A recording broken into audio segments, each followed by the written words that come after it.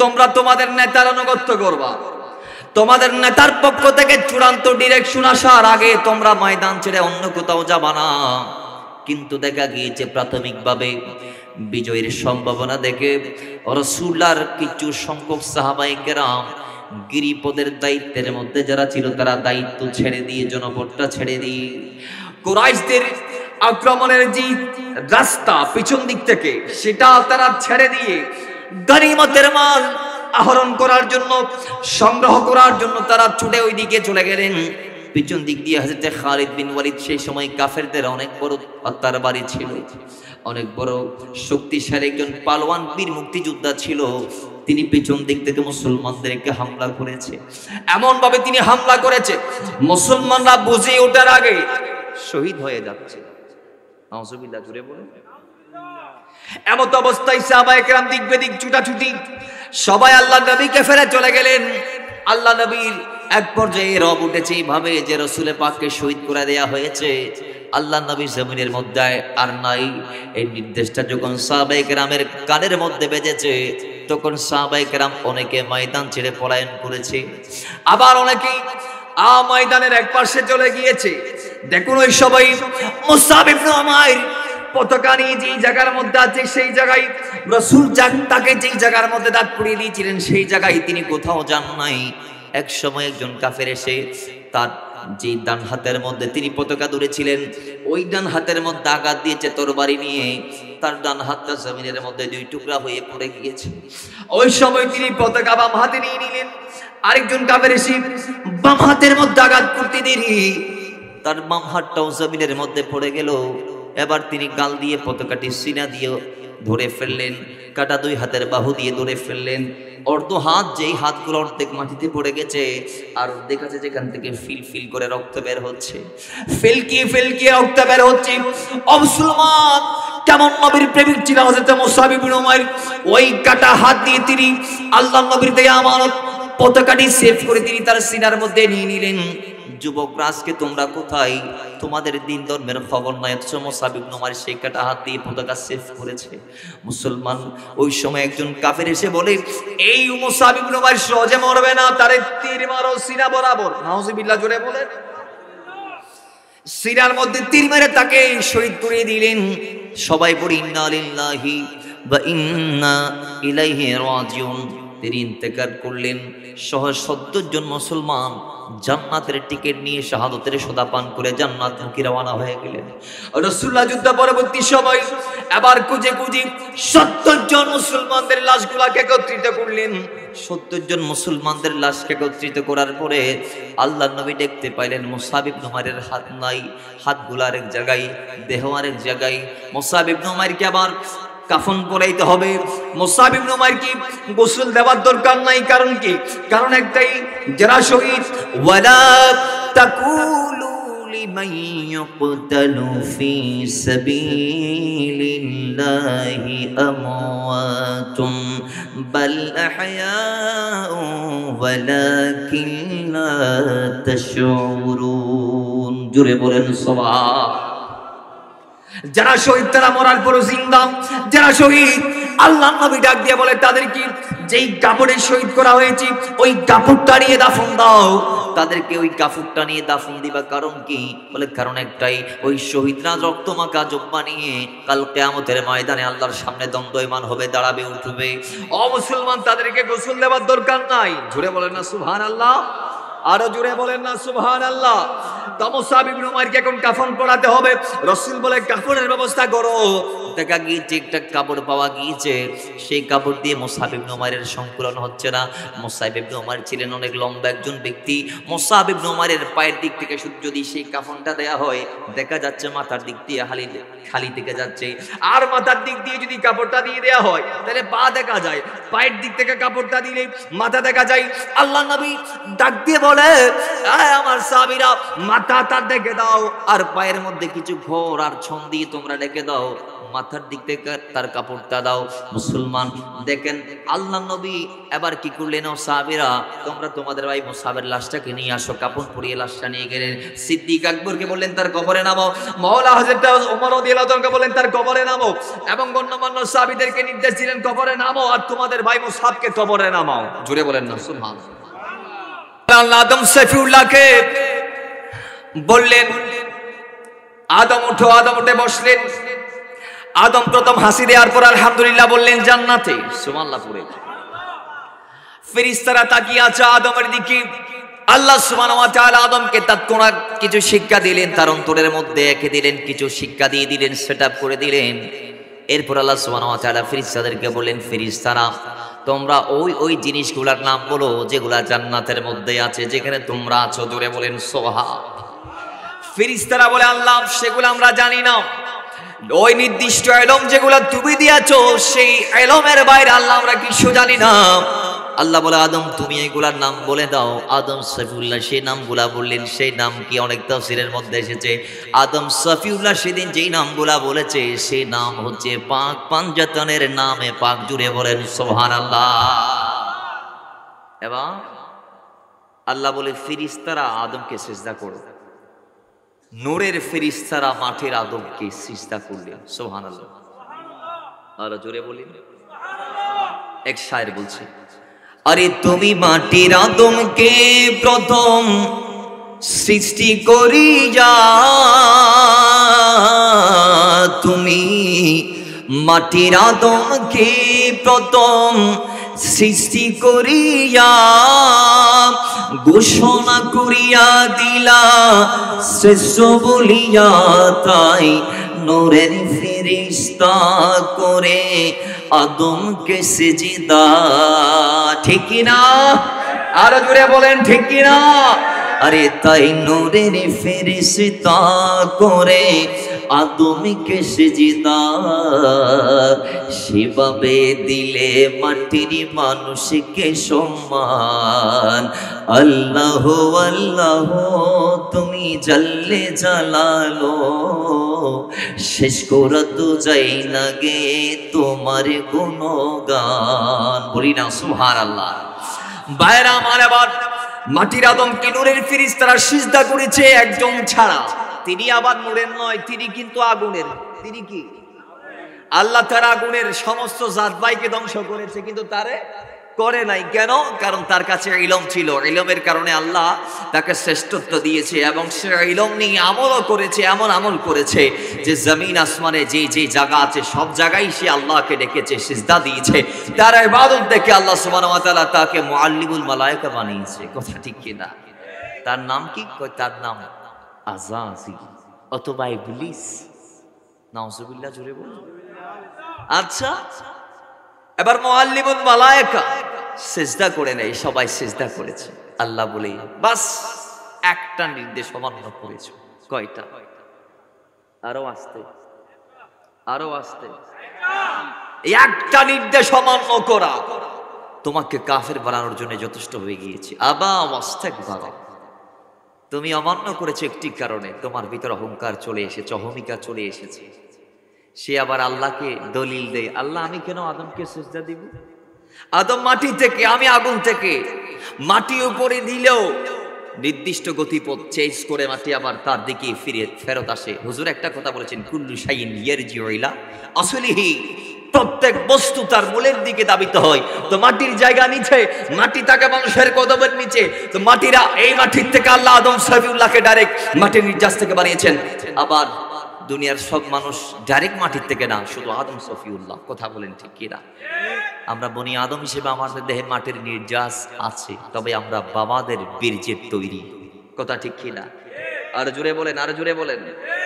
একজন নারী পুরুষের দেহে 23 জোড়া ক্রোমোজোম আছে। কথা বলেন কয় জোড়া? 23 জোড়া। পুরুষের দেহে 23 জোড়া, মহিলাদের দেহে 23 জোড়া।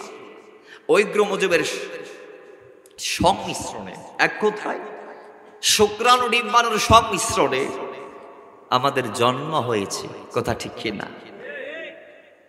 সে মানুষ আমরা। কোরআনুল কারীমে 10 জায়গায় আল্লাহ বলেছে আমরা হচ্ছি আমাদের মা বাবার বীর্যের তৈরি।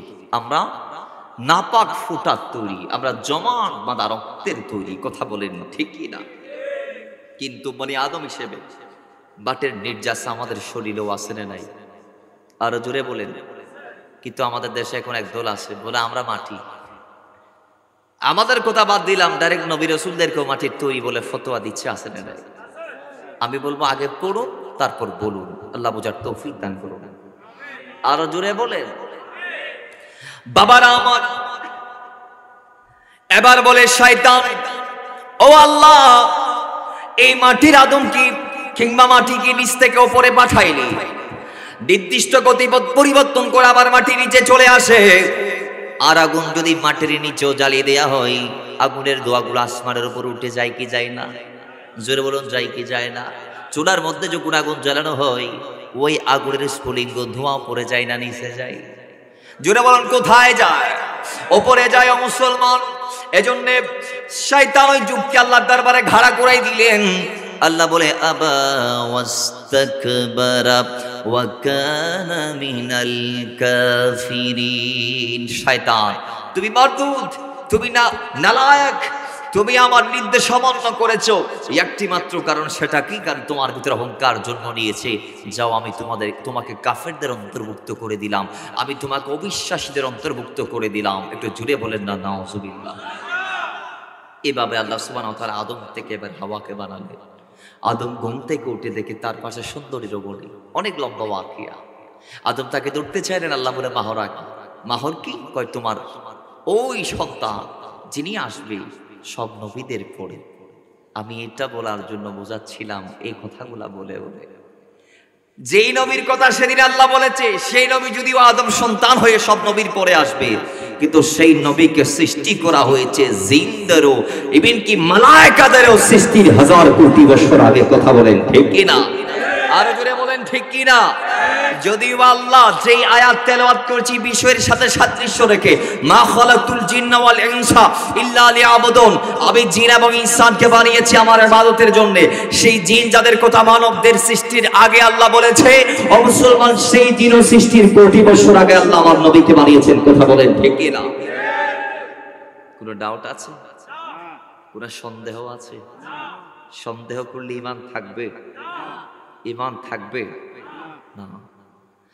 বাবারা আমার, এটার দলিল দিতে গেলে অনেক লম্বা সময়, এতটুকু নাই, নির্দিষ্ট টাইমে মাহফিল শেষ করতে হবে। যাই হোক, এবার সেই মানব আর দানব, আল্লাহ বলছে তাদেরকে আমি বানিয়েছি আমার ইবাদতের জন্য। তাফসীরে জালালাইন শরীফের মধ্যে আল্লামা জালালউদ্দিন মুহাল্লি ওয়া সুয়ুতি আলাইহি রাহমাহ এরা বলেছেন, ইল্লা লিয়াবুদুনের তাফসীর করতে গিয়ে আই ইল্লা লিয়ারিফুন, যে আল্লাহর ইবাদতের জন্য মানে আল্লাহকে চেনার জন্য। সুবহানাল্লাহ, জোরে বলে। এটার একটা ব্যাখ্যা আমি আমার পক্ষ থেকে পার্সোনাল দিচ্ছি। এটা হয়তো মুফাসসিরদের ব্যাখ্যার সাথে মিলবে না, এটা আমার কিয়াস। আমি গুনাহগার, আমার স্বল্প জ্ঞান থেকে বলছি। এটা ভুলও হতে পারে, শুদ্ধ হতে পারে। কিয়াস মানে একটা ধারণা, কিয়াস মানে একটা ধারণা। বাবারা, আজকে আমাদের সমাজে মানব হিসেবে সবাই জন্ম নিয়েছে কি নেন নাই? হিন্দু যারা, এরা কি মানুষ নয়? কোথা বলেন না, এরা কি অমানুষ? বলেন না, বলেন এরা কি? খ্রিস্টান যারা আছে এরা কি? বৌদ্ধ যারা আছে এরা কি? নাসির ভাই, কুতুবদিন মাঝে হিন্দু কত নাসিতে বেশি বেশি, এরা মানুষ নয়? মানুষ। তুই এইভাবে সৃষ্টিতে মানব কাবার নেই, আকৃতি নেই, সবাই এসেছে। এদের ভিতর একদল মুসলমান, একদল ইহুদি, আরেকদল খ্রিস্টান, আরেকদল হিন্দু। কেউ এক আল্লাহর ইবাদত করছে, আর কেউ বলছে আমরা এক আল্লাহর ইবাদত করব না, কারণ আমাদের অনেক প্রভু আছে। কয়জন? 33 কোটি দেব দেবতার। এটা এই পৃথিবীতে নাকি 33 কোটি দেব দেবতা আছে। নাউজুবিল্লাহ, জোরে বলে। তাহলে এই ধরনের ধারণা আমাদের সমাজে একদল পোষণ করে আসে রে নাই? আরো আসতে বলেন না, আসতে বললে মনে হয় পুলিশ আসবে। পুলিশ আসবে? তাহলে আল্লাহ বলার তৌফিক দান করুন। তো বাবারা, তারা আল্লাহর ইবাদত করছেন না কেন? তারা কেন ইল্লা লিয়াবুদুনের ভিতর নাই? তারা কেন আল্লাহকে ডাকছেন না? আমি আমার একটা উত্তর যেটার কথা বলেছি, সে একটা উত্তর হচ্ছে যে কারণ ওই যে আল্লামা জালালউদ্দিন সৈয়দী বলেছে ইল্লা লিয়াবুদুনের ব্যাখ্যা হচ্ছে আই ইল্লা লিয়ারিফুন, আল্লাহকে চেনার জন্য, আল্লাহর ইবাদতের জন্য বানিয়েছে, মানে আল্লাহকে চেনার জন্য বানিয়েছে। তো আমি আমার কিয়াস থেকে বলছি যে ওই বান্দারা যারা এক আল্লাহকে বিশ্বাস করতে চায় না, তারা আল্লাহর ইবাদত করছে না একটি কারণে, কারণ তারা এখনো আল্লাহকে চিনতেই পারে না। এই কথা বলেন ঠিক কিনা?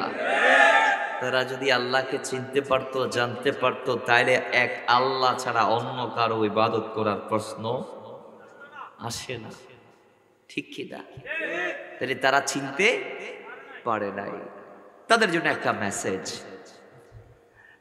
তাদের ধর্মীয় যে উপাসনালয় আছে, আমাদের মসজিদ তাদের মন্দির, খ্রিস্টানদের পেগোড়া, গির্জা ইত্যাদি ইত্যাদি আছে না? আছে বাজান, সেখানে কিছু প্রতিমা আছে না নাই, যেগুলাকে মূর্তি বলি, যেগুলোকে আমরা মূর্তি বলি। বাবারা আমার, সেই মূর্তিগুলা কি আপনা আপনি হয়েছে? বলেন না, বলেন না। সেগুলো আপনা আপনি হয় নাই, তাদের কেউ না কেউ সেই মূর্তিগুলাকে বানিয়ে আবার খোদা বলছে। সেগুলার কদমা আবার সের ঝুঁকাচ্ছে। আল্লাহ বলে ইয়্যাকা না'বুদু ওয়া ইয়্যাকা নাস্তাঈন ইহদিনাস সিরাতাল মুস্তাকিম সিরাতাল্লাযীনা আন'আমতা আলাইহিম গায়রিল মাগদুবি আলাইহিম ওয়ালাদ-দাল্লিন। জোরে বলেন আমিন। আল্লাহ বলছে তোমরা আমি আল্লাহর ইবাদত করো।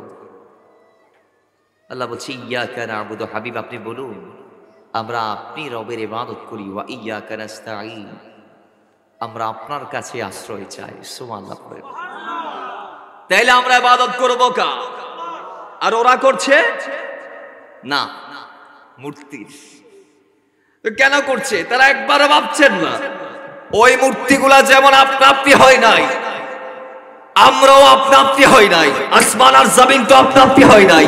মূর্তিগুলা যেভাবে তাদের কেউ না কেউ বানিয়েছে, আমাকে আপনাকে তাকেও, ওই বিধর্মী ভাইদেরকেও কেউ না কেউ একজন বানিয়েছে। সেই বাবা আসমান জমিনটাও কেউ না কেউ বানিয়েছে। তো মূর্তিকে বানিয়েছে, প্রশ্ন করলে উত্তর হবে তাদের কেউ একজন বানিয়েছে। আর আমাকে আপনাকে কে বানিয়েছে? প্রশ্ন করলে উত্তর হবে আল্লাহ বলছে বান্দা তোমাকে আমি আল্লাহ বানিয়েছি। জোরে বলেন না সুবহানাল্লাহ। আল্লাহ বলছেন আমি সেই সত্তা যিনি জীবন এবং মৃত্যু দুটাকে বানালাম। আল্লাযী খালাকাল মাউতা ওয়াল হায়াত। কেন বানাইলাম? লিয়াবলুয়াকুম আইয়ুকুম আহসানু আমালা। আহসান আমল কার কাছে আছে এটা দেখার জন্য বানিয়েছি। সুবহানাল্লাহ করে। এখানে আল্লাহ আমলের কাসরাতের কথা বলে নাই। খেয়াল করবেন, আমাদের দেশে একদল আছে যারা আমল করে আলহামদুলিল্লাহ, কিন্তু ওইটা নিয়ে আবার বাহাদুরি করে আসলে নাই। এই যে কয়েকদিন আগে আমি সিএনজি নিয়ে মহেশখালী থেকে আসতেছি চট্টগ্রামের উদ্দেশ্যে, শুক্রবার সকালে বাজার। আমার আমি ছিলাম বাম পাশে, সিএনজির ডান পাশে একজন ব্যক্তি বসেছেন। ওনার বাড়ি যতটুকু সম্ভব কথা শুনে বুঝেছি উনি চট্টগ্রামের না বাইরে। উনি আমাদের মাথার বাড়ির কুল পাওয়ার প্রজেক্টে কাজ করে ওয়ার্কারের। তো সিএনজি নিয়ে আমরা মসজিদ থেকে আগে আগে ওই সময় দেখলাম ওই দিন জুলুস উপলক্ষে, মাহে রবিউল আউয়ালের আগমন উপলক্ষে স্বাগত জুলুস বের করছে আমাদের ভাইয়েরা। সুবহানাল্লাহ। তো তিনি ওই জুলুসের বহর দেখার সঙ্গে সঙ্গে আর বসে থাকতে পারে নাই। শয়তানের দলের মানুষ। তো কি এর দলের মানুষ? শয়তানের দলের মানুষ। যে শয়তান নবীর আগমনে মিলাদ উপলক্ষে খুশি হতে পারে নাই, কান্না করেছে, জাবাল আবু কুবাইসে গিয়ে পাথরের মধ্যে মাথা মেরে মেরে কেঁদেছে। ঠিক কি না? এটা হাদিসে পাক স্বীকার করার সুযোগ আছে? ইন্না ইবলিস রানা আরবাতি মারওয়াতিন, ইবলিস 4 বার জীবনে বেশি কেঁদেছে, 2 বার উপরে 2 বার নিচে। একবার জান্নাতে যখন আল্লাহ তাকে অভিশপ্ত ঘোষণা করেছে, দ্বিতীয়বার আল্লাহ তাকে যখন জান্নাত থেকে বের করে দিয়েছে, তৃতীয়বার মিলাদুন নবী যখন হয়েছে, চতুর্থবার আল্লাহ নবীর কদমে যখন কোরআনে পাকের আগমন হয়েছে। কথা বলেন ঠিক কি না? তাহলে মিলাদুন নবীতে কেঁদেছে কে? শয়তান। তো শয়তানের দলের অনুসারী, উনি আর বসে থাকতে পারে নাই। ফেদ করি একটা বলে দিছে। কি বলছে? সে বলছে কয় এগুলা ফজর নামাজ পড়ে নাই, ভণ্ডামি, নাউজুবিল্লাহি মিন যালিক। আমি বলছি এরা ফজর পড়ছে কি পড়ে না আপনি কেমনে জানলেন? ওমা, আপনি তো গায়েবের খবর বলে দিতে পারেন, আমি তারে বলতেছি। কয় কেন? উনি বলতেছে এদের অন্তরে তাকওয়া নাই। আমি বলছি অন্তরের খবর জানে আল্লাহ, আল্লামুল গায়ুব কে? তাদের ফতোয়া এটা। আমরা তো বলি আল্লাহ আল্লাহ রাসূল গায়েব জানে। আল্লাহ গায়েবের মালিক নিজ ক্ষমতায়, রাসূল গায়েবের মালিক আল্লাহ প্রদত্ত ক্ষমতায়। কথা ঠিক কি না? এখন আমরা যখন এইটা বলি আমাদের কিছু ভাইরা বলে না রাসূল গায়েবের খবর দিতে পারে না। কেন? রাসূল গায়েব জানে না এটা বললে ভুল হবে কেন? আমাদের উস্তাদরা যদি সূরা ফাতিহা জানে, তারা যদি আমাদের মতো মুরক্কদেরকে সূরা ফাতিহা শিখায়, তখন আমাদেরকে যদি কেউ জিজ্ঞেস করে আপনি কি সূরা ফাতিহা জানেন বা পারেন, তখন আমরা কি বলবো? নাই না ফারি আর উস্তাদ আরে শিখাই দেয় হইল না। আই জানি সূরা ফাতিহা, আলহামদুলিল্লাহ সূরা ফাতিহা জানি। ইয়ো আল্লাহ পাক ডাক দিচ্ছেন, ওয়া আল্লামাকা মা লাম তাকুন তা'লাম ওয়া কানা ফাদলুল্লাহি আলাইকা আযীমা। রাসূল আপনি যা যা যা যা জানতেন না, আমি আল্লাহ আপনাকে সব শিখিয়ে দিয়েছি। কারণ আর রহমান আল্লামাল কোরআন, রাসূলের শিক্ষক আল্লাহ, নবীর শিক্ষক। তো আল্লাহর হাবিবকে আল্লাহ কি কি শিখিয়েছে, কতটুকু শিখিয়েছে? রাসূলুল্লাহ বলছেন উতিতু ইলমাল আউয়ালিন ওয়াল আখিরিন। সৃষ্টির শুরু থেকে শেষ যত জ্ঞান আছে আল্লাহ সব জ্ঞান আমি নবীর সিনায়ে পাকের মধ্যে ঢেলে দিয়েছে। জোরে বলেন না সুবহানাল্লাহ। এজন্য বলা হয়েছে আলিমুল গায়বি ফালা ইউযহিরু আলা গায়বি আহাদান ইল্লা মান ইরতাদা বিরাসূলিহি মান ইয়াশা। আল্লাহ বলছেন আলিমুল গায়বি ফালা ইউযহিরু আলা গায়বি আহাদান। আল্লাহ ইলমে গায়েব রাসূল ছাড়া নবী ছাড়া আর কারো কাছে দেন না। সুবহানাল্লাহ পড়ে। তো উনি বলছে এই সুন্নিদের অন্তরে তাকওয়া না, এরা ভণ্ডামি করছে। তা আমি বলছি তাকওয়া, রাসূল বলছে তাকওয়া ও হা হুনা, অন্তরে তাকওয়া থাকে। তো অন্তরের খবর তোমাদের দাবি মোতাবেক আল্লাহ জানে। এখন তো তুমিও বলে দিচ্ছ অন্তরের খবর। ঠিক নেবে? ঠিক কথা ঠিক কি না? এরা শয়তানের দলের মানুষ। এরা কোন কার দলের মানুষ? জোরে বলেন কার দলের মানুষ? আরো জোরে বলেন শয়তানের দলের মানুষ। আমরা কি তাদের দলে থাকবো নাকি নবী আলী রাসূল এর পথে মতে থাকবো? আমরা একটাই বলি, রাসূল এবং তার সাহাবাগণ করেছেন যেই পথ সঠিক গমন, আমরা যে তাই করি অনুসরণ, চাই না আর মতবাদ। কথা বলেন ঠিক কিনা? আল্লাহ বোঝার তৌফিক দান করুন। সকলে মুহাব্বতে দরুদ পড়ি, আল্লাহুম্মা সাল্লি মাওলানা মুহাম্মাদ ওয়া আলা আলি। তাইলে ভাইরা আমার, ও মুসলমান, আজকে জমিনে বসবাস করার পরে যারা আল্লাহকে মানছে না, আল্লাহর কদমে সিজদা দিচ্ছে না, এক আল্লাহর ওয়াহদানিয়তের এবং রিসালাতের সাক্ষ্য দিচ্ছে না একটি মাত্র কারণে। আল্লামা জালালউদ্দিন সৈয়দ এবং মহল্লির কথার সাথে মিলিয়ে আমি বলছি একটি কারণ, তারা আল্লাহকে তারা এখনো চিনতে পারে নাই। আল্লাহকে তারা এখনো চিনতে পারে নাই। আল্লাহকে যদি কেউ চিনে ফেলে, সে আল্লাহর হুকুমের বাইরে একটা কদমও দিতে পারে। আচ্ছা, আমরা সবাই মুসলমান, এখানে কোনো বিধর্মী নাই, এখানে কোনো বিধর্মী নাই, কিন্তু আমরা ইসলাম ধর্মের ভিতর আছি বিদায় আমাদেরকে মুসলমান বলে। আল্লাহ রাসূলের দেয়া নির্দেশকে মেনেছি বা মানতেছি বা মানার চেষ্টা করতেছি বিদায় আমাদেরকে মুসলমান বলা হয়। আমাদেরকে মুসলমান হিসেবে সমাজে বিবেচিত করা হয় বা বিবেচনা করা হয়। কারণ কি? কারণ একটাই, কোরআন বলছে মা আতাকুমুর রাসূলু ফাখুযুহু ওয়া মা নাহাকুম আনহু ফান্তাহু। আল্লাহর হাবিব তোমাদেরকে যা দিয়েছেন শরিয়ত, সেটাকে তোমরা আঁকড়ে ধরো, আর যা নিষেধ করেছে সেগুলোকে তোমরা ছুঁড়ে মারো, ফেলে দাও। সেটা যদিও বা তোমাদের পছন্দের, করা যাবে না। মদ যদিও বা খাইতে মজা লাগে কিন্তু খাওয়া যাবে না।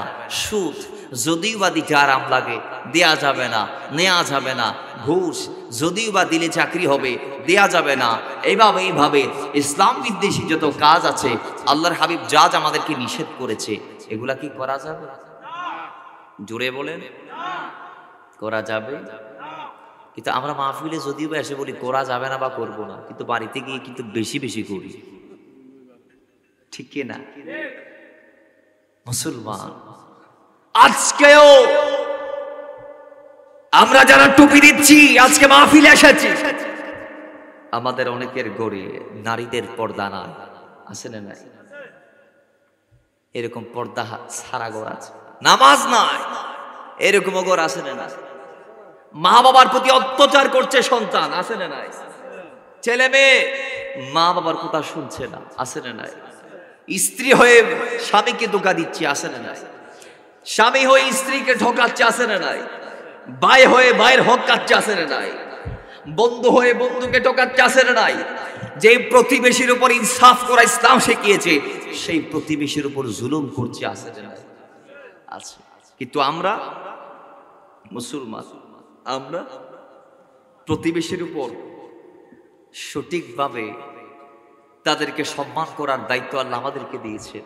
রাসূলুল্লাহ বলেছেন, সেই ইমানদার নয় যে পেটপুরি খায় কিন্তু তার বাড়ির পাশের মানুষ উপবাস থাকে। কথা ঠিক কি না? রাসূল বলেছে, সেই জান্নাত পাইতে খুব কষ্ট হয়ে যাবে যে তার প্রতিবেশীর প্রতি ইনসাফ করবে না।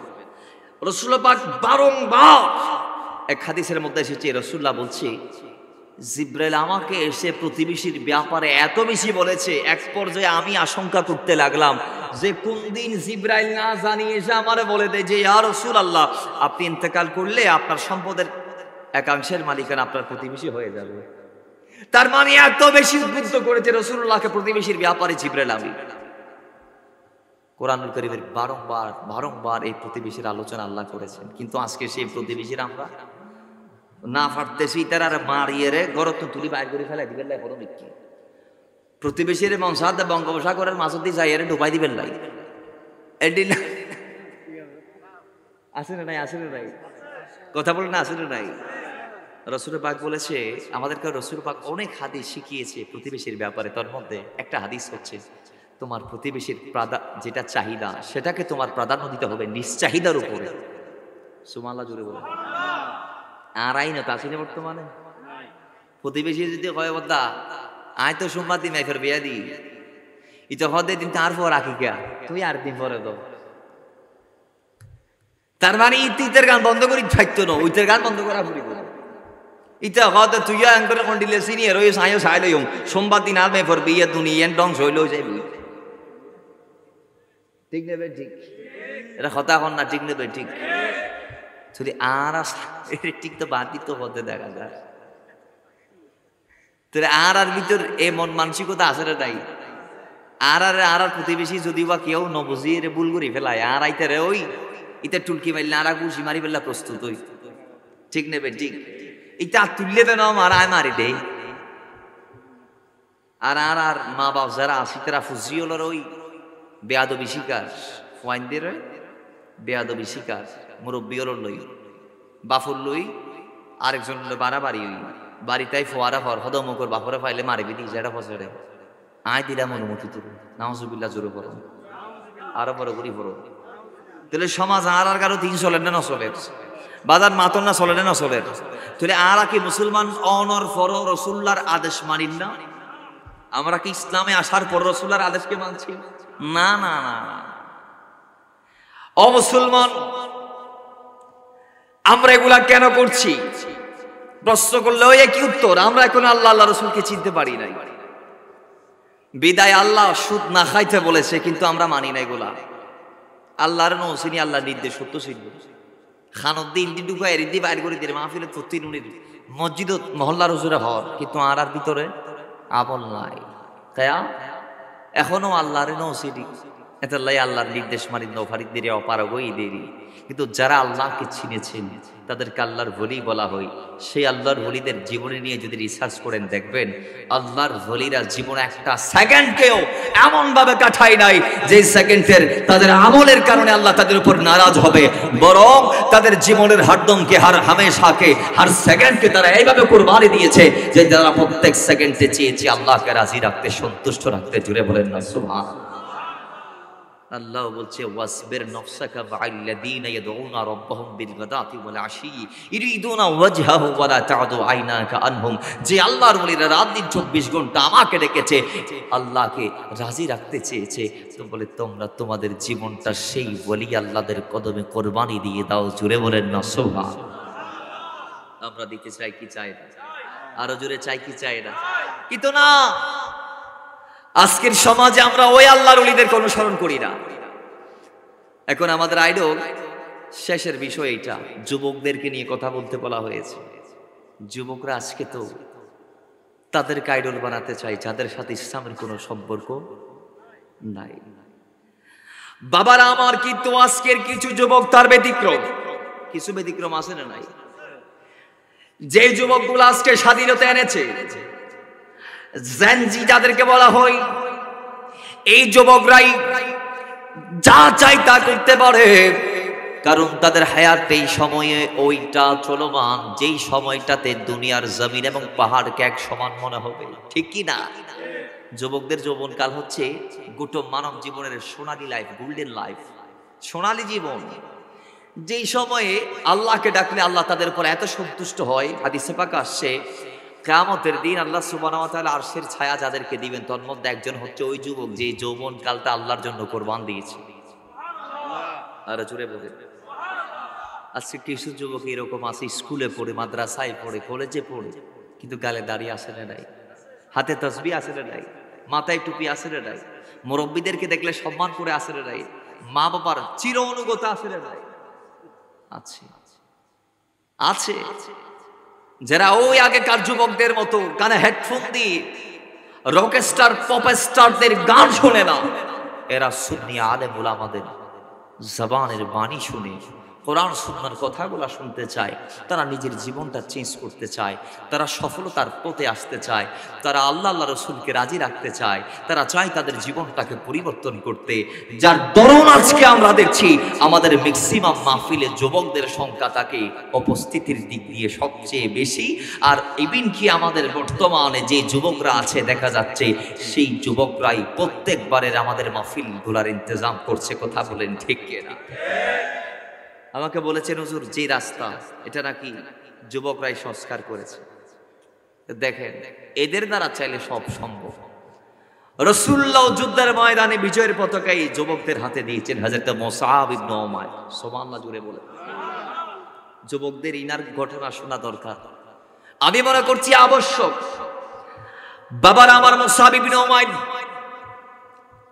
আজকে আমাদের সমাজে আমরা একটা জিনিস দেখি, গরিব পরিবারের যে সন্তানগুলো আছে এরা ইসলামকে মানে। গরিবের ছেলেরা আল্লাহ রাসূলের প্রতি ভক্তি শ্রদ্ধা রাখে, গরিবের সন্তানরা ইসলামের পথে থাকে।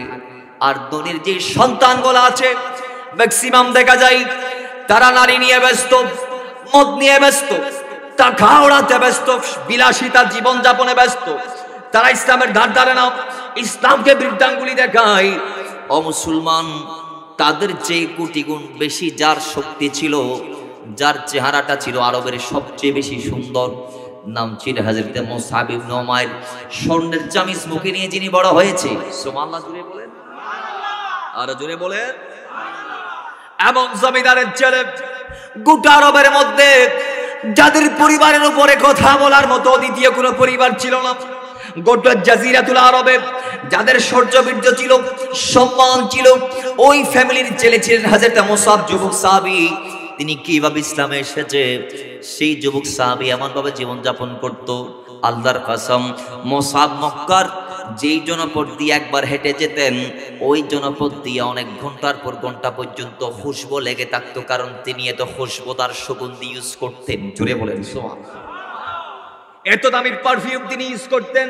শুধু তা নয়, আমরা তো সাধারণ জুতা পরিধান করি, ওই আরবের সেই সময়ে সবচেয়ে দামি জোড়া ইয়ামান থেকে আসতো। আর ইয়ামানের দামি জোড়া সমূহের মধ্যে সর্বশ্রেষ্ঠ দামি জোড়া যেগুলা ছিল ওই জুতাগুলা মুসআব ইবনে উমাইরের পরনে থাকতো। সবচেয়ে দামি ইয়ামানের কাপড়, সেই কাপড়গুলো হযরত মুসআব ইবনে উমাইর ইউজ করতো। ও মুসলমান, একদিন আরবের জমিনের মধ্যে তিনি যখন খবর পাইলেন কুরাইশ কাফেররা বলতে আছে, ওই কুরাইশ কাফেরদের প্রত্যেকটা মিটিংয়ে হযরত মুসাব ছিল তাদের দলের, তাদের পরিবারের প্রতিনিধি হিসেবে। তাদেরকে বাদ দিয়ে কিংবা তাদের পরিবারের প্রতিনিধিদেরকে বাদ দিয়ে আরবের কোন স্থানের মধ্যে মিটিংও হতো না। একদিন মিটিংয়ে তিনি পরিবারের পক্ষ থেকে অ্যাটেন্ড করলেন কুরাইশদের মিটিংয়ে। সেখানে বলা হয়েছে মুহাম্মদ আরবি নাম একজন নবীর আগমন হয়েছে, যিনি পূর্বপুরুষের ধর্মকে তালাক দিয়েছে। তিনি এক আল্লাহর প্রতি মানুষদেরকে ডাকছে। তিনি বলেছে আল্লাহ আল্লাহ রাসূলের প্রতি ঈমান আনো। ঈমান যদি তোমরা না আনো তাহলে জাহান্নাম তোমাদের জন্য অপেক্ষমান। ঈমান যদি তোমরা না আনো তাহলে তোমরা বাঁচার কোনো সিস্টেম নাই। এই কথা যখন শুনেছে আরবের জমিনের মধ্যে একটা আতঙ্ক সৃষ্টি হয়ে গিয়েছে। কারণ ওই নবীর কথাকে মেনে নিয়ে সেই নবীর ডাকে সাড়া দিয়ে আরবের অনেকটা গোত্র তাদের কদম ছেড়ে ওই রাসূল পাকের কদমে চলে গিয়েছে। তাদের হাতছাড়া হয়ে গিয়েছে অনেক জাতি, অনেক গোত্র, অনেক পরিবারের ব্যক্তি বর্গরা। এখন সবাই মিলে মিটিং করে যে এই মুহাম্মদ আরবিকে দমানোর জন্য আমাদের কিছু একটা করা দরকার। আসুন সবাই আমরা ঐক্যবদ্ধ হয়ে মুহাম্মদ এবং তার বাহিনী অথবা তার দিনের প্রতিরোধ করি। এই কথা যখন মুসাব ইবনে উমাইর শুনলেন তখন মুসাব ইবনে উমাইর বলে, আমি না জেনে অ্যাকশনে যেতে পারবো না। আমি যুবক, আল্লাহ আমাকে মস্তিষ্ক দিয়েছে, ওই নবীর কদমে আমি যাব, আমি তাকে ফিল্টারিং করব, তারপর সিদ্ধান্ত নেব। জোরে বলেন সুবহানাল্লাহ। যুবক সাহাবী হযরত মুসাব গেলেন। সেই সময় আল্লাহ নবী যায়েদ ইবনে আরকামের ঘরে মুসলমানদেরকে নিয়ে চুপি সারি ইমানের কথা বলছে। এক বর্ণনার মধ্যে আসছে সেদিন আল্লাহ নবী জান্নাত এবং জাহান্নামের বয়ান করছিলেন। ওই সময়ে জান্নাতের বয়ান যখন করছিলেন আল্লাহ নবী, হযরত মুসাব ইবনে উমাইর সহ উপস্থিত প্রত্যেকটা সাহাবী সেদিন পাগল পারা হয়ে গেলেন। যে জান্নাত এত বড় নিয়ামত আল্লাহ রেখেছেন, যে জান্নাতকে আল্লাহ এত বেশি নিয়ামত দিয়ে সুসজ্জিত করেছেন, আল্লাহ সেই জান্নাতটা তুমি আমাদেরকে দাও, আমাদেরকে দাও, আমাদেরকে দাও। প্রত্যেক সাহাবীর মুখে এই কথা। এরপর রাসূল যখন জাহান্নামের কথা বলছেন, সাহাবায়ে কেরামের চোখ বেয়ে অশ্রু বিসর্জন হতে লাগলো। চোখের পানি ছেড়ে ছেড়ে চোখের জলগুলা তারা বিসর্জন দিয়ে দিয়ে ফরিয়াদ করছে, ইয়া রব, যে জাহান্নাম এত কঠিন, যে জাহান্নামের আযাব এত ভয়াবহ, আল্লাহ তুমি সেই জাহান্নাম থেকে আমাদেরকে হেফাজত করো। জোরে বলেন সুবহানাল্লাহ। মুসাব ইবনে উমাইর সব শুনলেন। এরপরে সবাই আল্লাহ নবীর সাথে মোলাকাত করে মুসাফা করে বিদায় নিলেন। মুসাব সবার শেষে গেলেন। বাইরে আমার আল্লাহ নবীর গোলাম মুসাব রাদিয়াল্লাহু তাআলা আল্লাহ নবীকে গিয়ে বলেন, ইয়া রাসূলুল্লাহ, এই যে জাহান্নামের কথা বললেন, সেই জাহান্নাম থেকে যদি বাঁচতে চাই কি আমার করতে হবে? আপনি একটু আমাকে সলিউশন দেন। যে জান্নাতের নিয়ামতের কথা বললেন, সেই নিয়ামত যদি আমি পাইতে চাই রাসূল আমার কি করা লাগবে আমাকে একটু বলে দেন। আল্লাহ নবী বলে তখন পড়ো, লা ইলাহা ইল্লাল্লাহু মুহাম্মাদুর রাসূলুল্লাহ। সবাই পড়ি সাল্লাল্লাহু তাআলা আলাইহি ওয়াসাল্লাম। সেদিন মুসাব কলমা পড়ে মুসলমান হয়ে গিয়েছে। তিনি যখন এসেছে সাহাবায়ে কেরাম উপস্থিত সবাই তার দিকে ফিরে গিয়েছে। মুসাবের চেহারা দেখে সবাই পাগল। সেদিন ফরিয়াতে সবাই বলেছে, আল্লাহ এই আরবের সবচেয়ে সুন্দর, সুদর্শন, শ্রেষ্ঠ ফ্যামিলির এই যুবকটা, একে আল্লাহ তুমি ইসলামের জন্য কবুল করো। একটু জোরে বলেন না সুবহানাল্লাহ। বাস তিনি ইসলামে চলে আসতেন। কিন্তু তিনি একটা রাসূল পাকের কাছে দাবি দিয়েছিলেন, ইয়া রাসূলুল্লাহ, আমি ইসলামে এসেছি, এটা যদি মা জানে খুব কষ্ট পাবে। রাসূল, আমি আমার মা আমার একমাত্র সন্তান, আরেকজন ভাই আর আমি ছাড়া আমার মায়ের আর কেউ না। বাবারা আমার, মুসাব ইবনে উমাইর রাদিয়াল্লাহু তাআলা বলেন, ইয়া রাসূলুল্লাহ, ও নবী, আপনি আমার ইসলাম প্রকাশের ঘোষণাটি গোপন রাখবেন, কাউকে বলবেন না। আমি আপনাকে ওয়াদা দিয়ে যাচ্ছি, আপনি রাসূলকে দেখার জন্য আমি আসবো, বারবার আসবো। আল্লাহর কসম, মাত্র একটি বার এসে রাসূলকে দেখে কথা শুনে কলমা পড়ে নেওয়ার পরে এটা বলছি, রাসূল আপনাকে আমি দেখার জন্য আসবো। একবার দেখেছি আপনার চেহারা কেমন চেহারা, আমি পাগল হয়ে গিয়েছি। ইয়া রাসূলুল্লাহ, আপনার জবানের বাণী কেমন বাণী, যে বাণী আমার হৃদয়কে পরিবর্তন করে দিয়েছে। ও নবী, আমি আপনাকে বারবার দেখার জন্য আসবো। কিন্তু আমি যে আপনার ডাকে সাড়া দিয়ে মুসলমান হলাম সেটা আপনি কাউকে বলবেন না। যুবক, আপনার আমার মতো বয়সী সাহাবে হযরত মুসআব চলে গেল বাসায়। তিনি আবার মাঝে মাঝে চুপি সারে এসে আল্লাহ নবীর কদমে এসে তিনি সালাত আদায় করতেন, আল্লাহ নবীর থেকে ইসলামের বাণীগুলা শুনতেন, আবার তিনি বাসায় ফেরত যাইতেন। ওই সময়ে একদিন একজন ব্যক্তি আল্লাহ নবীর এই সাহাবীর আম্মা জানকে বলে দিলেন যে তোমার সন্তান মুসআব তিনি নবীর কদমে গিয়ে নামাজ পড়তে আমি দেখেছি, তিনি মনে হয় মুহাম্মদের তাবেদার হয়ে গিয়েছে, তিনি শুধু যাই নাই, তিনি সালাত আদা করতেও আমি দেখেছি, তো সুতরাং তোমার সন্তানের বিচার তোমারে দিলাম। এখন মুসআব আরবের ওই গোত্রের ছেলে, যেই গোত্র ছিল আরবের সর্বশ্রেষ্ঠ গোত্র ওই সময়কার, শৌর্য বীর্য চারদিক থেকে সেরা, চতুর্মুখী, আল্লাহ যাদেরকে সম্মানিত করেছিলেন সেই জাজিরাতুল আরবে, তাদের পরিবারের সন্তান যখন মুহাম্মদ আরবী সাল্লাল্লাহু আলাইহি ওয়াসাল্লামের কদমে গিয়ে কালমা পড়েছে, এটা ফ্লাশ হয়ে গিয়েছে, সবাই মিলে তাদেরকে আপত্তি জানিয়েছে, মা বলে আমার সন্তানের বিচার আমি করব। এই সন্তান আয় বাড়ির ভিতর থেকে আয়, তারে বের করে আনলেন, বললেন তুই বল তুই কি মুহাম্মদ আরবী সাল্লাল্লাহু আলাইহি ওয়াসাল্লামের কলমা পড়েছস? নির্ভয় কণ্ঠে নির্ভীকের পরিচয় দিয়ে সেদিন হযরত মুসআব ইবনে উমার রাদিয়াল্লাহু তাআলা বলেছিলেন, হ্যাঁ আমি আল্লাহর নবীর কদম থেকে দ্বীন ইসলামকে গ্রহণ করে নিয়েছি। জোরে বলেন সুবহানাল্লাহ। গোপন করেছে? বলেন বলেন, গোপন করেছে? যখন ওপেন হয়েছে তিনি বলছে আর গোপন করার দরকার কি, এই সুযোগে আমি দ্বীনের খেদমত চালাই দিব। তো উপস্থিত যারা সেদিন সেখানে ছিলেন তাদেরকে তিনি কয়েকটা কথা বলেছে আল্লাহর কসম, তার কথার মধ্যে এমন তাসির আল্লাহ দিয়েছিল, তারা মস্তক অবনত করে সবাই সেখান থেকে চলে গিয়েছে, মুখ দিয়ে আর কোনো আপত্তিও জানায় নাই, কথাও বলে নাই।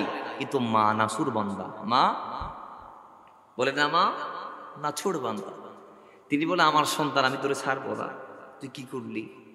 তিনি তার কিছু আওতাদের ব্যক্তিবর্গদেরকে, তার বৃত্তদেরকে তিনি বললেন মুসআবরে বন্দী কর। বন্দী করলেন, হাত পা বাঁধলেন, বাঁধার পরে তার হুজরা, তার কামরা, তার ঘরের ভিতর তাকে তালাবদ্ধ করে রাখলেন। রাত দিন 24 ঘন্টা তাকে নজরদারিতে ফিল্টারিং এ রাখার জন্যে তিনজন করে 6 জনকে নিয়োগ দিলেন। রাতে 3 জন পাহারা দিবে, দিনে 3 জন পাহারা দিবে। উদ্দেশ্য কি? একটাই, মুসআবের অন্তর থেকে রাসূলকে মুছে ফেলা। জুড়ে বলেন নাউজুবিল্লাহ। মুসআবের অন্তর থেকে কাকে মুছে দেয়া? বাবারা আমার, অনেকটা দিন পাড়ি দিয়ে গেল, রাসূলুল্লাহ আবার মুসআবকে খোঁজ করতে লাগলেন।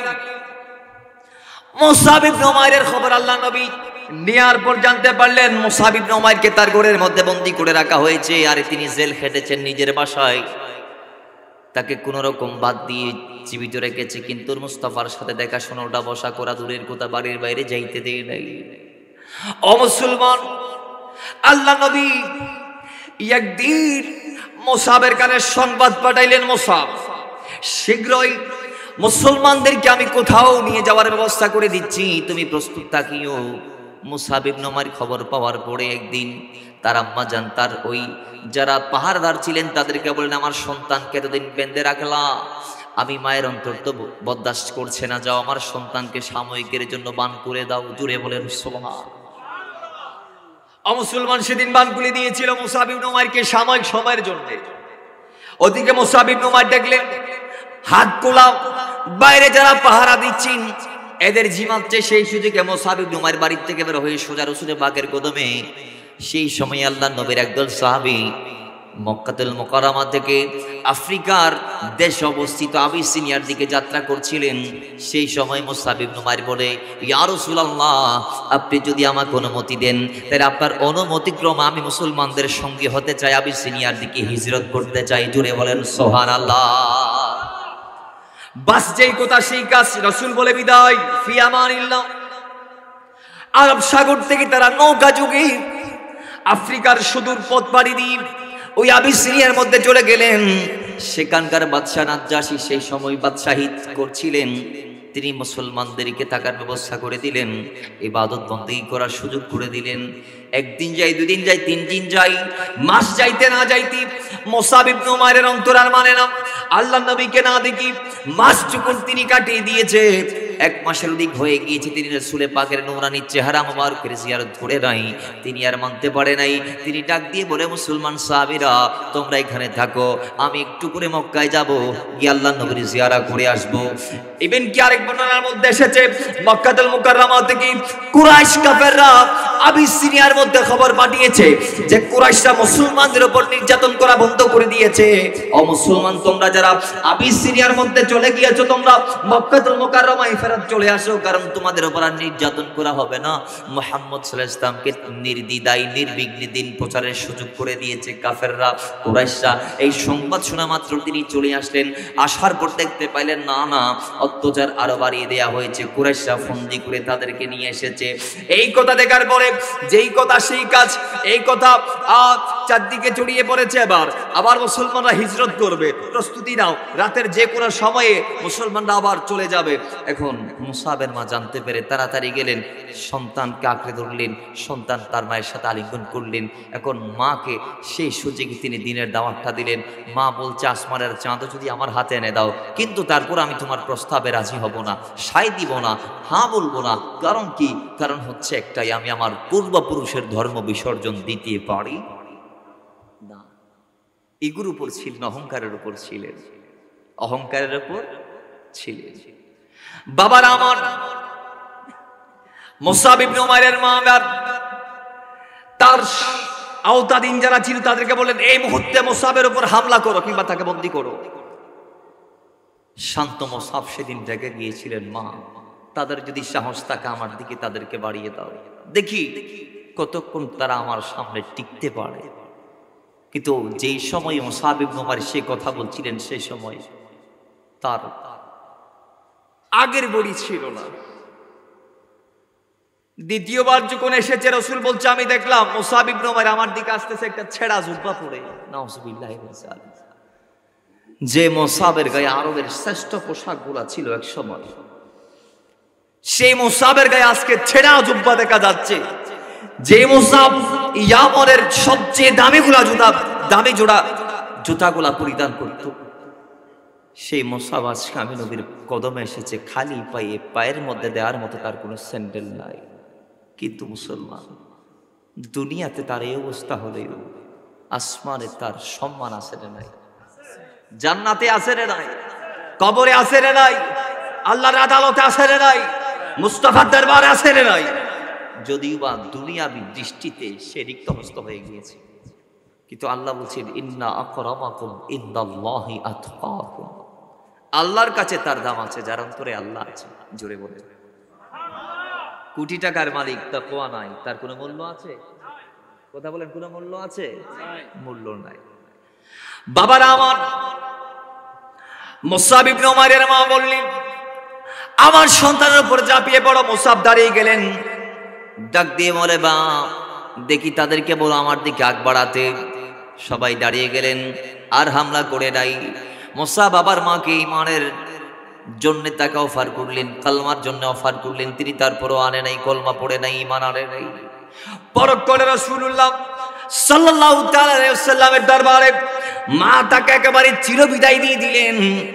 মা বললেন, যা তুই আমার সামনে থেকে চলে যা, মায়ের দাবি নিয়ে আর কোনোদিন আমার সামনে আসবি না। মুসাব বলে, মা আল্লাহ হাফেজ, জীবনে বেঁচে থাকলে মুখোমুখি হব, আর নাইলে হব না। মায়ের কদম থেকে বিদায় নিয়ে তিনি রাসূলুল্লাহর দরবারে চলে গেলেন। মা বলে, আমার সন্তান যে আছে আরেকজন আবু আজিজ, তাকে আমি সব দিয়ে দিলাম। তুই আজকের থেকে আমার সমস্ত সম্পর্ক থেকে, সংস্রব থেকে আমি তোকে আলাদা করে দিলাম, মুক্ত করে দিলাম।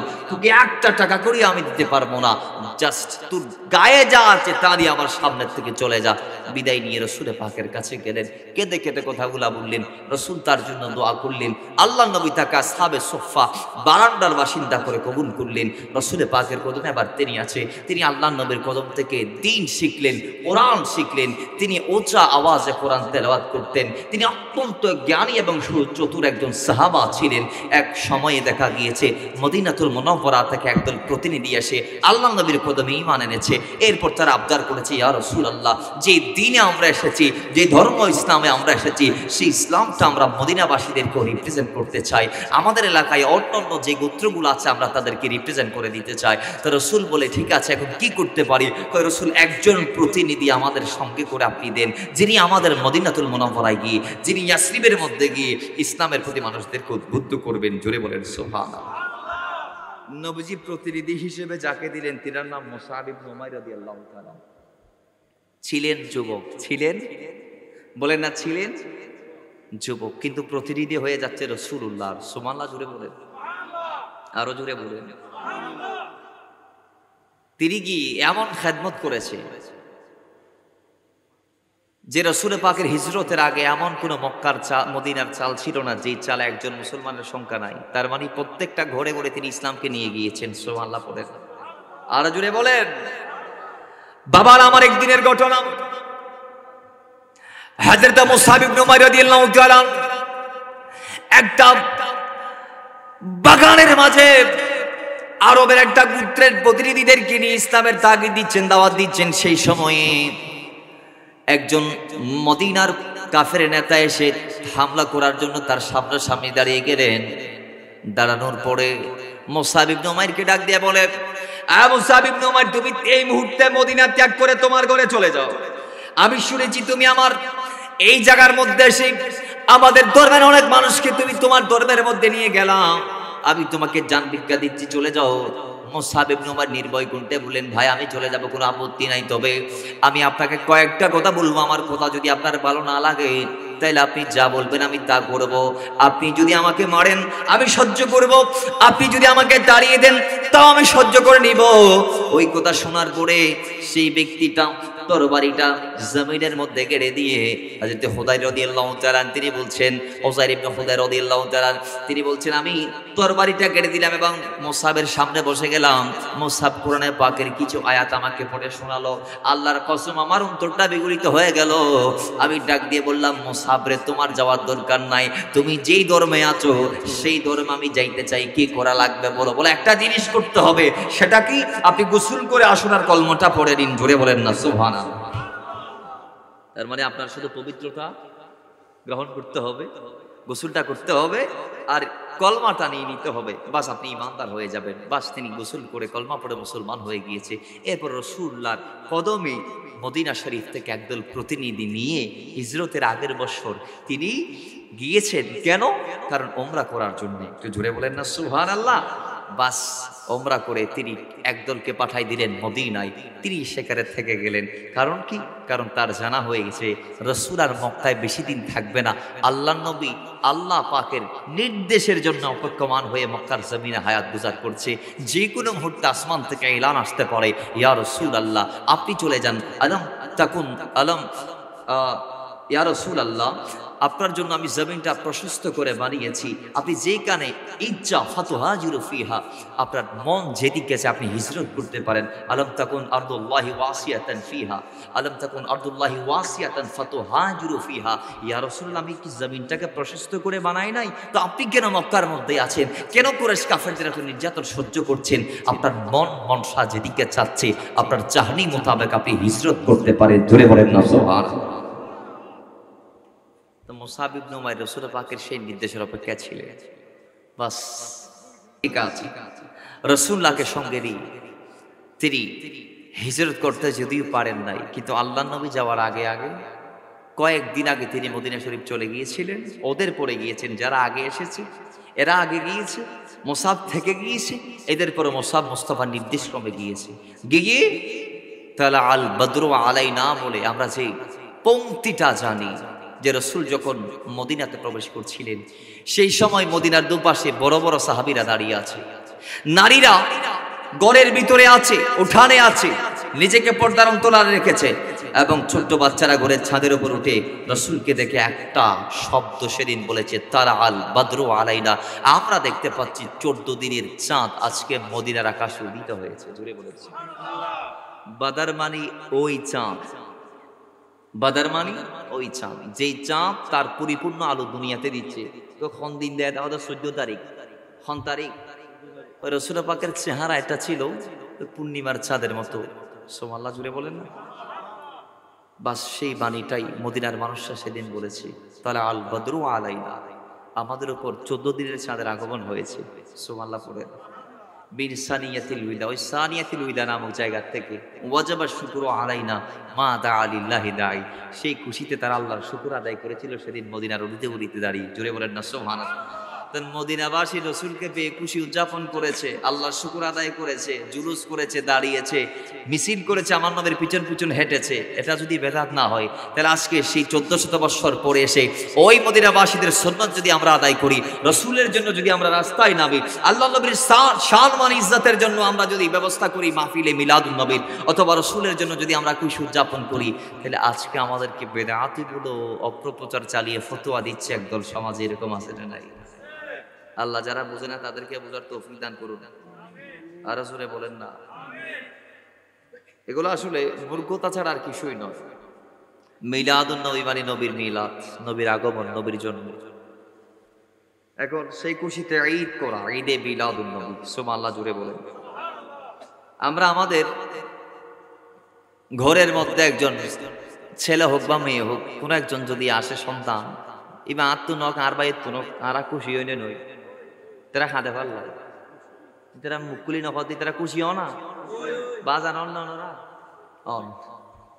তো দুনিয়াত আর ফোনের ফোন ওই নবীর আল্লাহ ফাটাইয়ে যে নবীর উসিলাই আরা জান্নাত পায়। সুবহানাল্লাহ বাড়ি যে হইবেন দেরি আরো বড় কই ফরন না তাহলে নবী বেরে ভাই আজ খুশি হই দিয়ে আল্লাহ হদ কোরআন কারীমে সূরা ইউনূস শরীফের 58 নং আয়াত, কুল বিফাদলিল্লাহি ওয়া বিরহমাতিহি ফাবিযালিকা ফালইফরাহু হুয়া খায়রুম মিম্মা ইয়াজমাউন।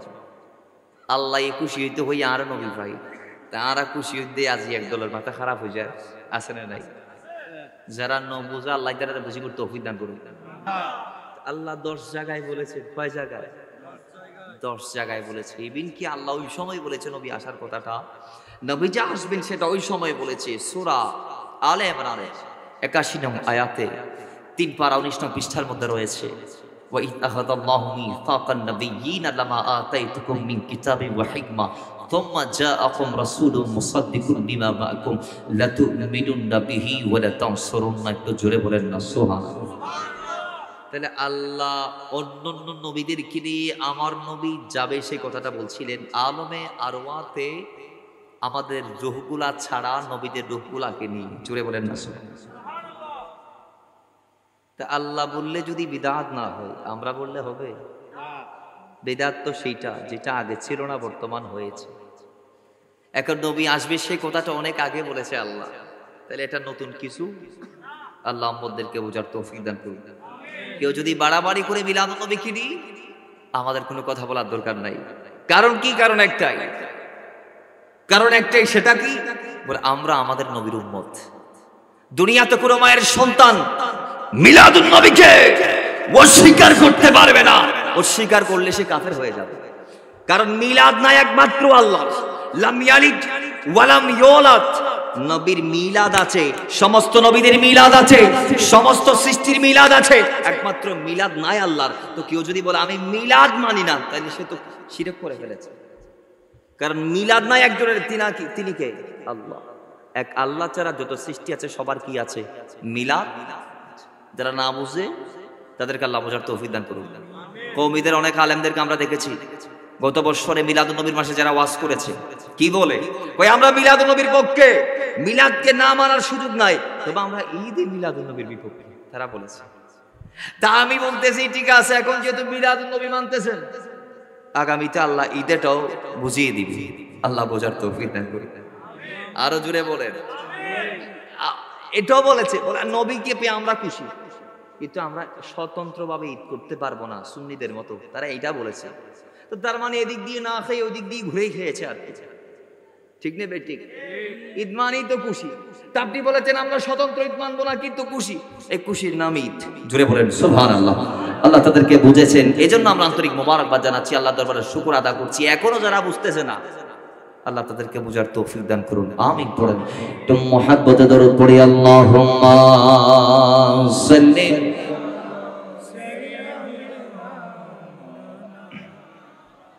ওয়া আলা আলি সাইয়্যিদিনা। বাবার আমার আবার মুসআব ইবনে উমাইর রাদিয়াল্লাহু তাআলা ওই মদিনাবাসীদেরকে নিয়ে আল্লাহ নবীকে রিসিভ করলেন, রাসূলুল্লাহকে তিনি বরণ করে নিলেন। এরপরে দ্বিতীয় হিজরিতে মুসলমান এবং কুরাইশ কাফেরদের সাথে বদরের ময়দানে মুখোমুখি হয়েছে, যুদ্ধ হয়েছে। আল্লাহ নবীর পক্ষ থেকে মুসআব ইবনে উমাইর সেদিন যুদ্ধে গিয়েছে, জিহাদ করেছে, বিজয় পতাকা ছিনিয়ে এনেছে যুবকরা। জোরে বলেন না সুবহানাল্লাহ। আজকে আমাদের কিছু যুবক তো ইসলাম থেকে ওই তীরের মতো বাইরে গেছে, দনুক থেকে টান দেওয়ার পর তীর যেমন বাইরে যায়, যুবকরা কিছু যুবক এরকম বাইরে গেছে। আর কিছু যুবক আছে হযরতে আব্দুল্লাহ জুল বিজাদাইরের মতো, হযরতে মুসআব ইবনে উমাইরের মতো জীবন দিয়ে তারা ইসলামের খেদমত করে যাচ্ছে। জোরে বলেন না সুবহানাল্লাহ। বদরের ময়দানে মুসলমানরা বিজয় অর্জন করেছে। আমি শর্ট করে বলছি, সময় বেশি নাই, শেষের পথে। এরপরে রাসূলুল্লাহর এই গোলাম হযরতে মুসআব ইবনে উমাইর হেঁটে যাচ্ছে। দেখা গিয়েছে কুরাইশদের পক্ষ থেকে মুসআব ইবনে উমাইরের ভাই আবু আজিজ ইবনে উমাইর, আবু আজিজ ইবনে উমাইর, উনি মুসলমানদের হাতে বন্দী হয়েছে। একজন আনসারী তার হেফাজতে মুসআব ইবনে উমাইরের ভাইকে রেখেছে। রাসূল বলেছে যত বন্দী আছে এদের প্রতি উত্তম আচরণ করতে, তোমরা যা খাওয়া এদেরকেও সেগুলা খাওয়াইবা। এখন মুসআব ইবনে উমাইর তার ভাইয়ের সামনে দিয়ে হেঁটে যাচ্ছে, তিনি দেখলেন ভাইয়ের দিকে, ভাই তাকে ডাক দিলেন, তিনি গেলেন। তো মুসআব ইবনে উমাইরের ভাই তাকে বললেন, ভাই আপনি আমাকে বাঁচান। তখন মুসআব ইবনে উমাইর বললেন, হে কাফের, তুমি আমার ভাই নও, বরং তোমাকে যিনি বন্দী করেছে সেই মুসলমান আনসারী আমার ভাই। আর ও ভাই, ও আমার নবীর আনসারী সাহাবী, আমি তোমাকে বলছি ইনার মা অনেক বড় মালকিন, ওনাকে শক্ত করে বাঁধো। ওনার মায়ের অনেক টাকা, উনি টাকার বিনিময়ে হলো ওনার সন্তানকে মুক্ত করে নিয়ে যাবেন। ঘুরে বলেন নাউজুবিল্লাহ। তাইলে উনি ভাইয়ের পক্ষে বলে নাই, বলেছে তুমি আমার ভাই নও, তোমাকে যিনি বেঁধে রেখেছে উনি আমার ভাই। কারণ তুমি কাফের, আমি মুসলমান, তুমি কিভাবে আমার ভাই হবা? বরং তোমাকে আমার নবীর যে আনসারী সাহাবী বেঁধেছে সে আমার ভাই, এবং আমি আমার ভাই আনসারী সাহাবীকে বলছি তুমি এর শক্ত করে বাঁধো, এতে এই যদি কষ্ট পায় এর মা টাকা নিয়ে এর মুক্ত করে নিয়ে যাবে। জোরে বলেন নাউজুবিল্লাহ। বাস, সেখানে ইমানের পরিচয় দিয়েছে।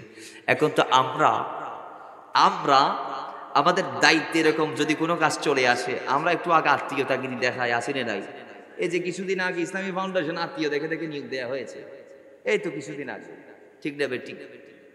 জোরে বলেন না, আরো জোরে বলেন না। আমরা ক্ষমতার মধ্যে বসে খালতো ভাই স্বাস্থ্য ভাইকে কোথায় আসা আগে ডাকি, তাদেরকে আশেপাশে বসাই, সাইডের চেয়ার গুলো তাদের জন্য বরাদ্দ করে দেই, ঠিক না? যোগ্যতার ভিত্তিতে হবে নির্বাচন, কথা বলেন ঠিক কিনা? যোগ্য যিনি চেয়ারে বসবে তিনি, কথা বলেন ঠিক কিনা? আল্লাহ বোঝার তৌফিক দান করুন। আরো জোরে বলেন। এরপর উহুদের যুদ্ধ, উহুদের যুদ্ধের মধ্যে রাসূলুল্লাহ এই মুসআব ইবনে উমাইরকে মুসলমান দলের পতাকা দিয়েছিলেন। সুবহানাল্লাহ, জোরে বলেন। সাদা একটা পতাকা নিয়ে তিনি যুদ্ধের সামনে ছিলেন। যুদ্ধে প্রাথমিকভাবে মুসলমানদের বিজয় হয়েছে। ইমানের কান লাগান, লাস্ট ফিনিশিং এটা যুবকদের জন্য। বাবার আমার, আজকে আপনারা যেই দিনকে বিসর্জন দিচ্ছেন, যে ইসলামকে আপনারা বিসর্জন দিচ্ছেন, যেই নামাজ রোজা আপনারা ভুলে যাচ্ছেন, রমজান আসলে দিনের বেলা আপনারা পান চিবাই চিবাই যুবকরা যে রাস্তায় রাস্তায় ঘোরাফেরা করছেন, আজকে যে ইসলামকে আপনারা বিদ্রাঙ্গুলি দেখাচ্ছেন, সেই ইসলামকে জমিনে কায়েমের জন্য মুসআব ইবনে উমাইর রাদিয়াল্লাহু তাআলা আনহুরা রক্ত দিয়েছিল নিজের বুকের, কথা বলেন ঠিক কিনা? কিভাবে দিয়েছে দেখেন। উহুদের ময়দান, রাসূল পাকের সাহাবী মুসআব ইবনে উমাইরের হাতে ছিল মুসলমানদের পতাকা, মুসলমানদের পতাকা। এখন যুদ্ধ শুরু হয়েছে, তুমুল যুদ্ধ। মুসলমানরা বিজয়ের দ্বার প্রান্তে যখন গিয়েছেন, তখন সাহাবায়ে কেরামের একদল নবীর দেয়া একটা নির্দেশ অমান্য করে ফেলেছিলেন। কি? রাসূলুল্লাহ বলেছিলেন, শোনো, আমার নবী তো গায়েবের খবর দেন ওয়ালা, নবীর ইলমের মধ্যে আছে কোন সময় কি মোকাবেলা মুসলমানদের করা লাগবে। বাইরে আমার এজন্য রাসূলুল্লাহ গ্রিম বলে দিয়েছেন, তোমরা তোমাদের নেতার আনুগত্য করবা। তোমাদের নেতার পক্ষ থেকে চূড়ান্ত ডিরেকশন আসার আগে তোমরা ময়দান ছেড়ে অন্য কোথাও যাবা না। কিন্তু দেখা গিয়েছে প্রাথমিকভাবে বিজয়ের সম্ভাবনা দেখে রাসূলুল্লাহর কিছু সংখ্যক সাহাবায়ে কেরাম গিরিপদের দায়িত্বের মধ্যে যারা ছিল তারা দায়িত্ব ছেড়ে দিয়ে জনপদটা ছেড়ে দিয়ে কুরাইশদের আক্রমণের যে রাস্তা পিছন দিক থেকে সেটা তারা ছেড়ে দিয়ে গনিমতের মাল আহরণ করার জন্য সংগ্রহ করার জন্য তারা ছুটে ওই দিকে চলে গেলেন। পিছন দিক দিয়ে হযরত খালিদ বিন ওয়ালিদ সেই সময় কাফেরদের অনেক বড় তরবারি ছিল, অনেক বড় শক্তিশালী একজন পালোয়ান বীর মুক্তিযোদ্ধা ছিল। তিনি পিছন দিক থেকে মুসলমানদেরকে হামলা করেছে, এমন ভাবে তিনি হামলা করেছে মুসলমানরা বুঝে ওঠার আগে শহীদ হয়ে যাচ্ছে। নাউজুবিল্লাহ, জুড়ে বলে। এমত অবস্থায় সাহাবায়ে কেরাম দিক বেদিক ছুটাছুটি, সবাই আল্লাহ নবীকে ফেরে চলে গেলেন। আল্লাহ নবীর এক পর্যায়ে রব উঠেছে এইভাবে যে রাসূল পাককে শহীদ করে দেয়া হয়েছে, আল্লাহ নবী জমিনের মধ্যে আর নাই। এই নির্দেশটা যখন সাহাবায়ে কেরামের কানের মধ্যে বেজেছে তখন সাহাবায়ে কেরাম অনেকে ময়দান ছেড়ে পলায়ন করেছে, আবার অনেকেই ময়দানের এক পাশে চলে গিয়েছে। দেখুন ওই সবাই মুসআব ইবনে উমাইর পতাকা নিয়ে যেই জায়গার মধ্যে আছে সেই জায়গায় রাসূল তাকে যেই জায়গার মধ্যে দাঁড় করিয়ে দিয়েছিলেন সেই জায়গায় তিনি কোথাও যান নাই। এক সময় একজন কাফের এসে তার যে ডান হাতের মধ্যে তিনি পতাকা ধরেছিলেন ওই ডান হাতের মধ্যে আঘাত দিয়েছে তরবারি নিয়ে, তার ডান হাতটা জমিনের মধ্যে দুই টুকরা হয়ে পড়ে গিয়েছে। ওই সময় তিনি পতাকা বাম হাতে নিয়ে নিলেন। আরেকজন কাফের এসে বাম হাতের মধ্যে আঘাত করতে দেরি তার বাম হাতটাও জমিনের মধ্যে পড়ে গেল। এবার তিনি গাল দিয়ে পতাকাটি সিনা দিয়ে ধরে ফেললেন, কাটা দুই হাতের বাহু দিয়ে ধরে ফেললেন। অর্ধ হাত যেই হাতগুলো অর্ধেক মাটিতে পড়ে গেছে আর অর্ধেক আছে যেখান থেকে ফিল ফিল করে রক্ত বের হচ্ছে, ফেলকিয়ে রক্ত বের হচ্ছে। ও মুসলমান, কেমন নবীর প্রেমিক ছিল হযরত মুসআব ইবনে উমাইর, ওই কাটা হাত দিয়ে তিনি আল্লাহর নবীর দেয়া আমানত পতাকাটি সেভ করে তিনি তার সিনার মধ্যে নিয়ে নিলেন। যুবকরা আজকে তোমরা কোথায়? তোমাদের দিন ধর্মের খবর নাই, অথচ মুসআব ইবনে উমাইর সেই কাটা হাত দিয়ে পতাকা সেভ করেছে। মুসলমান ওই সময় একজন কাফের এসে বলে, এই মুসআব ইবনে উমাইর সহজে মরবে না, তারে তীর মারো সিনা বরাবর। নাউজুবিল্লাহ, জোরে বলে। সিনার মধ্যে তীর মেরে তাকে শহীদ করে দিলেন। সবাই পড়ি ইন্না লিল্লাহি ওয়া ইন্না ইলাইহি রাজিউন। তিনি ইন্তেকাল করলেন। সহ 70 জন মুসলমান জান্নাতের টিকিট নিয়ে শাহাদাতের সোদা পান করে জান্নাতমুখী রওনা হয়ে গেলেন। রাসূলুল্লাহ যুদ্ধ পরবর্তী সময় আবার খুঁজে 70 জন মুসলমানদের লাশগুলোকে একত্রিত করলেন। 70 জন মুসলমানদের লাশকে একত্রিত করার পরে আল্লাহর নবী দেখতে পাইলেন মুসআব ইবনে উমাইরের হাত নাই, হাতগুলো আরেক জায়গায়, দেহ আরেক জায়গায়। মুসআব ইবনে উমাইরকে আবার কাফন পরাইতে হবে। মুসআব ইবনে উমাইরকে গোসল দেওয়ার দরকার নাই, কারণ কি? কারণ একটাই, যারা শহীদ ওয়ালা তাকুলু লিমান ইয়ুকতালু ফি সাবিলিল্লাহি আমওয়াতুম বাল আহয়াউ ওয়ালাকিন লা তাশউরুন। জোরে বলেন সুবহান। যারা শহীদ তারা মরার পরও জিন্দা। যারা শহীদ আল্লাহর নবী ডাক দিয়ে বলে তাদেরকে যেই কাপড়ে শহীদ করা হয়েছে ওই কাপড়টা নিয়ে দাফন দাও। তাদেরকে ওই কাপড়টা নিয়ে দাফন দিবা। কারণ কি? বলে কারণ একটাই, ওই শহীদরা রক্তমাখা জুব্বা নিয়ে কাল কিয়ামতের ময়দানে আল্লাহর সামনে দ্বন্দ্বয়মান হবে, দাঁড়াবে, উঠবে। ও মুসলমান, তাদেরকে গোসল দেওয়ার দরকার নাই। জোরে বলেন না সুবহানাল্লাহ, আরো জোরে বলেন না সুবহানাল্লাহ। মুসআব ইবনে উমাইরকে এখন কাফন পরাতে হবে। রাসূল বলে কাফনের ব্যবস্থা করো। দেখা গিয়েছে একটা কাপড় পাওয়া গিয়েছে, সেই কাপড় দিয়ে মুসআব ইবনে উমাইরের সংকলন হচ্ছে না। মুসআব ইবনে উমাইর ছিলেন অনেক লম্বা একজন ব্যক্তি। মুসআব ইবনে উমাইরের পায়ের দিক থেকে যদি সেই কাফনটা দেয়া হয় দেখা যাচ্ছে মাথার দিক দিয়ে খালি থেকে যাচ্ছে, আর মাথার দিক দিয়ে যদি কাপড়টা দিয়ে দেয়া হয় তাহলে পা দেখা যায়, পায়ের দিক থেকে কাপড়টা দিলে মাথা দেখা যায়। আল্লাহর নবী ডাক দিয়ে বলে, আমার সাহাবীরা মাথা তার ডেকে দাও আর পায়ের মধ্যে কিছু ঘোর আর ছন দিয়ে তোমরা ডেকে দাও, মাথার দিক থেকে তার কাপড়টা দাও। মুসলমান দেখেন আল্লাহর নবী এবার কি করলেন, ও সাহাবীরা তোমরা তোমাদের ভাই মুসআবের লাশটাকে নিয়ে আসো। কাপড় পরিয়ে লাশটা নিয়ে গেলেন। সিদ্দিক আকবরকে বললেন তার কবরে নামো, মাওলা হযরত ওমর রাদিয়াল্লাহু তাআলাকে বললেন তার কবরে নামো, এবং গণ্যমান্য সাহাবীদেরকে নির্দেশ দিলেন কবরে নামো আর তোমাদের ভাই মুসআবকে কবরে নামাও। জোরে বলেন না সুবহানাল্লাহ। নামলেন, তার জন্য রাসূল পাক স্পেশাল দোয়া করলেন। আল্লাহ নবী বললেন, এই মুসআবের উপর আল্লাহ আমি সন্তুষ্ট, তার জন্য দোয়া করলেন। হযরতে বর্ণনাকারী সাহাবী বলছে, বলে সেদিন রসুলে পাকের এই দৃশ্যটি দেখে আমার মন আমাকে বলছে, হাই হাই, মুসাবের জায়গায় যদি আল্লাহ আমাকে কবুল করতো। সুবহানাল্লাহ, আরো জোরে বলে, মুসাবের জায়গায় যদি আজকে আমি হতাম, আমার জন্য এটা অত্যন্ত আনন্দদায়ক হতো। বর্ণনাকারী সাহাবী বলছে। তো দেখেন, আপনাদের মতো যুবক অবস্থায় হযরত মুসাব রক্ত দিয়ে দিনকে পাহারা দিয়েছে, রক্ত দিয়ে রসুলে পাকের দেয়া আমানত ঝান্ডাকে তিনি মাটিতে পড়তে দেই নাই। অথচ আজকে আমরা, আমাদের রক্ত দেওয়ার প্রয়োজন হচ্ছে না, তারপর আমরা দিন থেকে খারেজ হয়ে যাচ্ছি, দিন কি বৃদ্ধাঙ্গুলি দেখাচ্ছি। আজকে ম্যাক্সিমাম যুবক দেখা যায়, কিছু যুবক যদিও ইসলামকে মানে, জানে, বিশ্বাস করে জীবন দিয়ে ইসলামের হেফাজত করছে, জীবন দিয়ে আল্লাহ রাসূলের গোলামি করছে, কিন্তু আর কিছু যুবক আছে যাদের সাথে ইসলামের ন্যূনতম কোনো সম্পর্ক নাই, বিশেষ করে যারা ধনী পরিবারের সন্তান, তাদের জন্য মুসআব ইবনে উমাইর হবে উত্তম নমুনা, উত্তম মডেল, উত্তম আদর্শ। আরে আমরা তো আদর্শ মানব রাসূলুল্লাহকে, আমরা তো আদর্শ হিসেবে মানব রাসূলুল্লাহর গোলামদেরকে, কিন্তু না, আজকের যুবকদের একদল বলছে হুজুর আমরা রক স্টারকে মানি, পপ স্টারকে মানি, হানি সিং এর চুলের স্টাইল যেভাবে আমরা সেভাবে চুল কাটাইবো, মেসি নেইমার যেভাবে চুল কাটে আমরা সেভাবে চুল কাটাইবো। এইরকম কিছু পাবলিক আমাদের ভিতরে আসলে না। আরো আসতে বলে।